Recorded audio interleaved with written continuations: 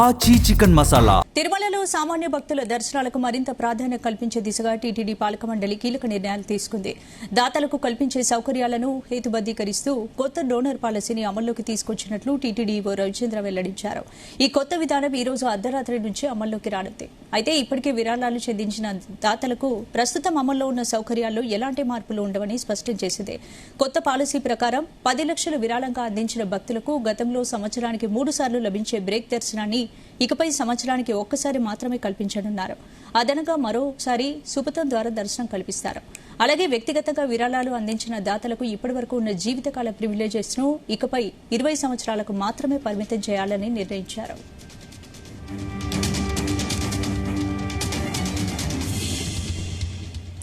అదేవిధంగా ఒంటిమిట్ట శ్రీ సీతా లక్ష్మణ సమేత కోదండరామస్వామి వారి మూల విరాట్టులకు బంగారు కవచాల తయారీ కోసం టీటీడీ ట్రెజరీలోని బంగారాన్ని వినియోగించేందుకు అనుమతి ఇచ్చారు.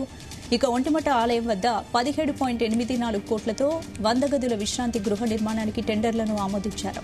తిరుపతిలోని శ్రీ తాతయ్యగుంట గంగమ్మ ఆలయంలో ముఖ మండపంపై పలహార నిర్మాణం, ప్రాకార గోడ నిర్మాణం కోసం ఇప్పటికే మంజూరైన 50 లక్షలకు అదనంగా 5.3 లక్షలు కేటాయించారు.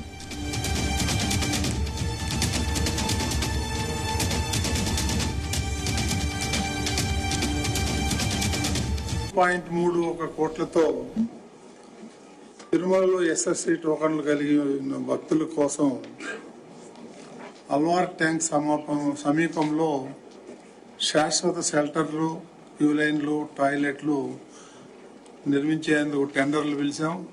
దానికి ఆమోదం తెలపడం జరిగింది. తిరుమలలో టీబీసీ మరియు ఏటీసీ విశ్రాంతి భవనాల వద్ద ఉన్న 12 పాత భవనాలను తొలగించి వాటి స్థానంలో దాతల సహకారంతో నూతన భవనాలను నిర్మించేందుకు నిర్ణయం చేయడం జరిగింది. తిరుమల కాకులమానుతిప్ప సమీపంలో 25 ఏళ్లకు పడిపోయిన ఈ ఘన పదార్థాలు వ్యర్థాలు వందల వేల టన్నుల అక్కడ వేస్ట్ మేనేజ్మెంట్ గా పడి ఉంది. అవన్నీ బయోమైనింగ్ ద్వారా శాస్త్రీయంగా శుద్ధి చేయడానికి 5 కోట్లు మంజూరు చేయడం జరిగింది. భక్తుల భద్రత దృష్ట్యా తిరుమల తిరుపతిలో టీటీడీ ఆలయాలు, విశ్రాంతి భవనాల్లో అగ్నిమాపక ఫైర్ సేఫ్టీ సంబంధించినటువంటి ఎక్విప్మెంట్ ఏదైతే ఉందో దాన్ని 2.35 కోట్లతో నిర్వహణ పనులు నిరంతరాయంగా కొనసాగించాలని నిర్ణయం చేయడం జరిగింది.